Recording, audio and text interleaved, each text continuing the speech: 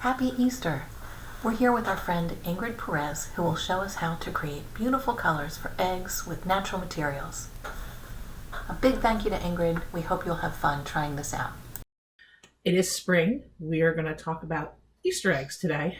I did read up a little on what the history of coloring and dyeing of eggs is.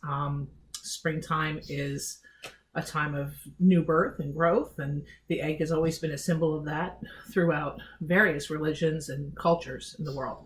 And many of them for thousands of years have decorated eggs in various ways. I have a great example here.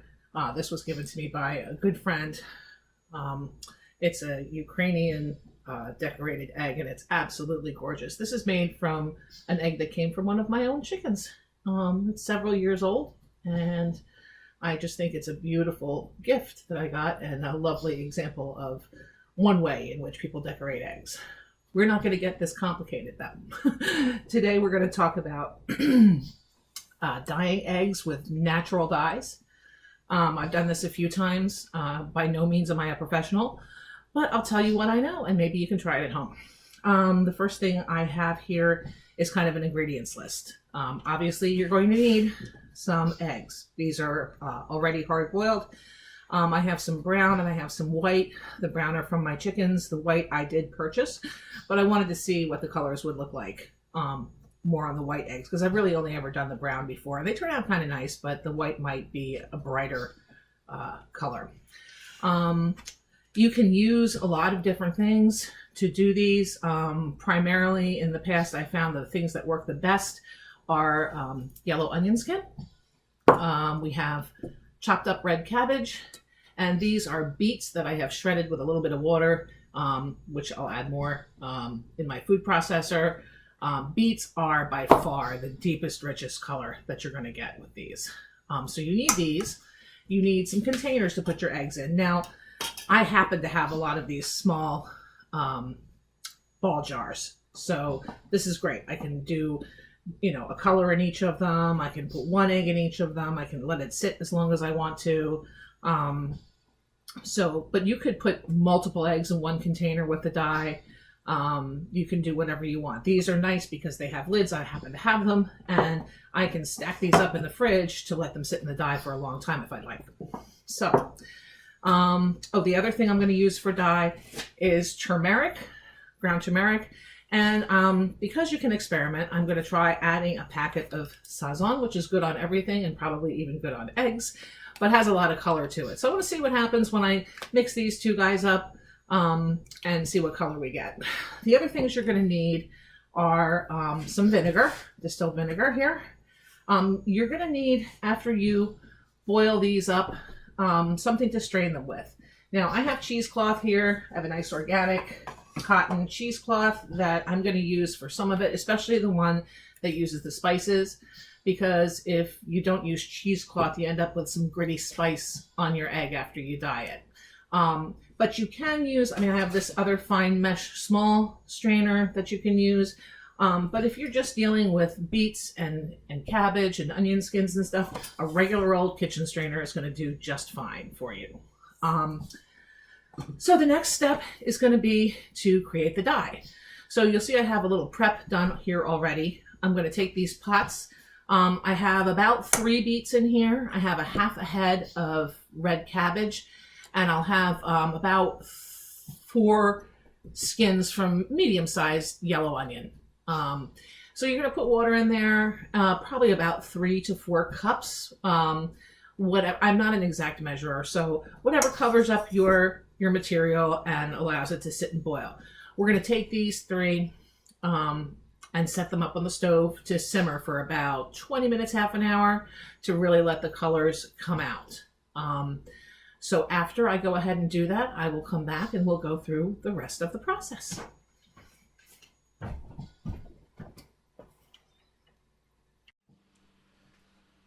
Okay, cooking is finished, and I want to tell you about a couple of different things that I didn't mention you might need.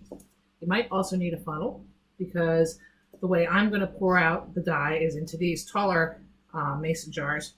Not even just mason jars. I just keep these jars around after I've used something. They're always coming in handy to store something or other in. You also want to, of course, cover your workspace, with newspaper or whatnot. And if you're doing it with kids, you're going to have their art smock or their play clothes or an apron. I like aprons. This one is, oddly enough, made entirely of recycled plastic water bottles. It's about, it's 21 years old. Aprons are good for around the house stuff, not just cooking, but gardening and crafts and all that sort of thing. So anyway, here we are. I have my dyes have boiled. What I've done, and I'll show you this, in each of the jars where I'm going to put my dye, I have put about 1.5 teaspoons of vinegar. Now, some people want to add the vinegar while the dye is cooking. I like to add it after because I think it works better, but that's just me. So anyway, that's the last addition of vinegar for where my dye is going to go. And now we will start pouring. I have my cheesecloth, which I cut into kind of a little square that'll fit right into my funnel. I'm hoping this works. So this is the one that I did with turmeric and sazon. I did this in the microwave because I didn't think it needed to cook quite as much. So we're going to pour this through the cheesecloth, and we will see what we get. I'm gonna have to pull up your funnel a little bit. So it looks very orangey and very good. So that's enough for that. And the cool thing is that once you're done sifting out all these vegetables from the other pots and using up this cheesecloth, because this is cotton and because it's organic, it can go directly in your compost instead of being thrown out. So that's one nice thing. So this is the turmeric and sazon dye. I'm going to stir that up a little bit. So we stir in the vinegar. And now we will go ahead and move on and see what we get with the onions. So just bear with me for a moment. I'm going to pour all these out. This is why you need to cover your workspace, because if you're like me, you can tend to be a little spilly or sloppy, but seems like everything's going well. So there's the color that you get from the yellow onion, which is hard to see in this one. You'll see it better when I pour it into the containers with the eggs. All right. We'll get rid of this cheesecloth so it doesn't color the other dye. That's a little darker brownish looking, but it'll turn out gold. This, and it's a blue jar, so we will just, this is going to be a tough one. This is a bigger pot, but we'll just pour. There we go. That cabbage dye comes out looking really purpley and nice. I think I'm going to have more of that. All right, let's get rid of this cheesecloth. And then the last one, and by far the deepest, most striking color that you're going to get is from these beets. So we'll do that. I mean, it's really, really red. See, there's me spilling.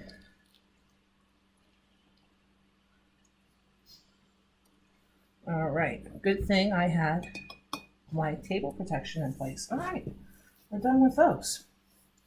So let's see. So these are going to get mixed up. I'm going to lid them. They're still kind of hot. Let's do this. I'll shake that one up. All right, so we have some dyes here. So now we will take, I'm going to try my brown eggs in these bigger ones. And these white eggs. And here you can use teacups. You can use whatever your little heart desires to put these eggs in. This just worked out that I had all of these containers. So now what you're going to do is you're going to let these guys soak. Now what I'm going to do is I'm going to let some of them soak until around lunchtime because it's early in the morning right now. I will let some of them soak until around lunchtime. and we'll see what kind of colors we get then. Let's see. It's easier to see. So let's start. We'll do some of these with this turmeric. And it's nice with these because you can cover the entire egg. We'll try one of these brown ones with this one because I haven't tried this before. Now I have tried all kinds of different stuff aside from these vegetables and spices that you'll see me using today. I have tried spinach for green. Doesn't work. Very, very pale. I've tried other green vegetables. They don't work. Carrots, yeah, they work a little bit, but they don't give you, a really deep color. And when you're, you want something that shows. So this is the yellow onion dye. We're going to do that one. We're not going to do a brown egg with the yellow onion dye because it's just pointless. I mean, the brown eggs come out looking nice, but I really am excited to see what these red ones or these white ones are going to look like. And it is still hot because I'm trying to get through this. But let's see what we got here. Now, the cabbage looks purple, but it's probably going to come out blue. Which, if you put it in the cabbage first and turn it blue, and then put it into the yellow onion one and added some yellow, you might come out with a green. All right, what else? We're going to do one of the brown eggs with blue. And the vinegar has to go in here. It sets the dye and makes it stick to the egg. If you don't use the vinegar, it's not going to work as well at all. So here we have, this is the beet dye. I'm hoping that you can see these colors. It's a little difficult. Oh yeah, look at that. That's like a deep red. We'll leave that for a while. That I'm definitely doing a brown egg with that. There we go. Let's see, what haven't I used much of? I got 2 turmerics, I got 2 yellow onions, I got 2 beets, I got 3 purple cabbage. So let's do another beet. Maybe we'll take this one out earlier. Make it pink instead of red. What else have I got left here? More. You know what I'll do? I'll take this last egg and we're going to pour a little bit of the yellow onion in there. And then we will pour a little of this orangey turmeric saison mix and we'll see what we come up with. Because that's the fun of this, is experimenting. All right. Some of these, the eggs are sticking out of the top. You're going to want to turn them once in a while. Make sure the color stays even. It does stain a little on your hands, but not as bad as commercial dyes or, fabric dyes. You can use this dye to dye fabric too. I have not had a chance to do that, but I've seen some artisans make some real beautiful stuff, cotton fabric and dyed with plant dyes. So we're going to leave this be for now, and I'll come back and we'll see what our results are like. Thanks.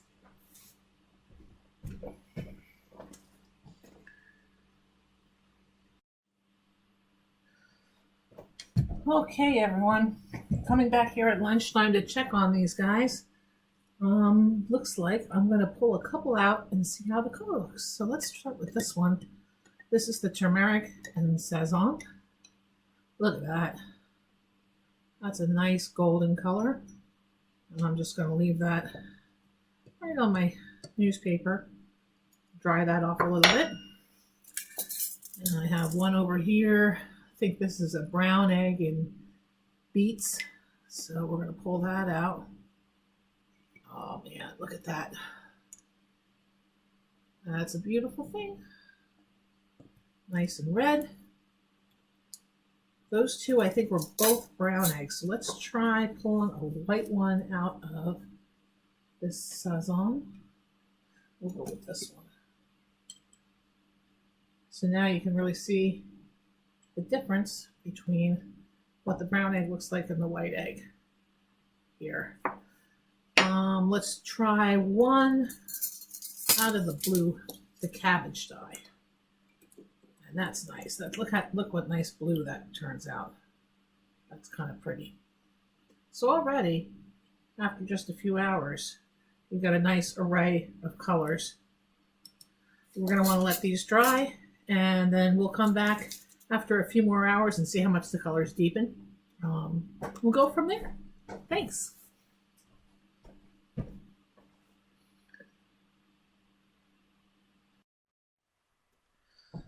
Okay, so we're checking on these eggs a few hours later. They've been sitting in here since, I don't know, about 7:30, 8 o'clock this morning. So we're going to take out the rest of them now. Let's see. We got this is another beet one. We'll just set that down there. That was a white one. That's the last one with the beets. So here's another turmeric and Sazon. And that's a turmeric and Sazon white. This one is the same thing. Well, orange ones for some reason. Oh, another beet. And we will now get the last couple of blue ones. Now this is a brown one that I had in the cabbage dye. So that's kind of a dark, kind of a slatey colored blue. And they're neat because they get little spots on them because the color is sometimes uneven because it's natural dyes. And then here's the last blue. It's looking to me like they don't look a lot different than the ones we took out at lunchtime. So we will let them dry a minute and I'll show you the last step.